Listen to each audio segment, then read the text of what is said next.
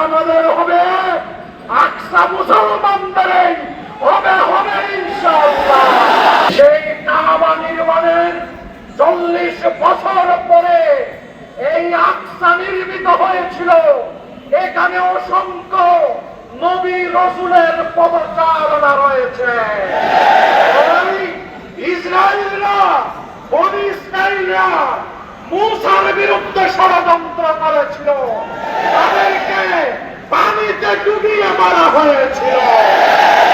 এই ইসরায়েলকে আমরা হুঁশিয়ারি দিয়ে বলতে চাই, আজ থেকেই তোমরা সেখানে হত্যাযজ্ঞ বন্ধ করো।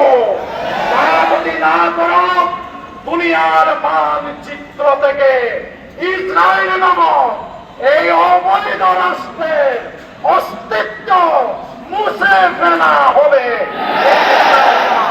আমরা আরব বিশ্বের বিনাশী শাসকদের ধিক্কার জানিয়ে বলতে চাই, তোমরা আমেরিকার পদলেহন করার জন্য ফিলিস্তিনের ব্যাপারে তোমাদের অবস্থান পরিষ্কার করতে পারোনি। তোমাদের অবস্থান পরিষ্কার না করলে বিশ্ব মুসলিম উম্মাহ তোমাদের বিরুদ্ধেও ফুঁসে উঠবে।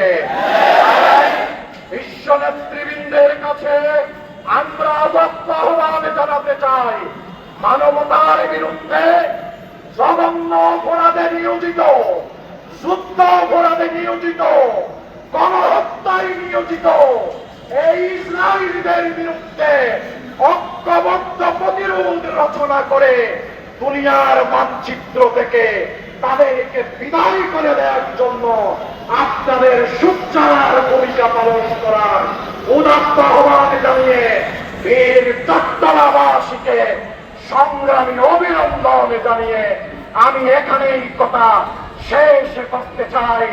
গাজা আমাদের হবে, আকসা মুসলমানদের হবে হবে ইনশাআল্লাহ।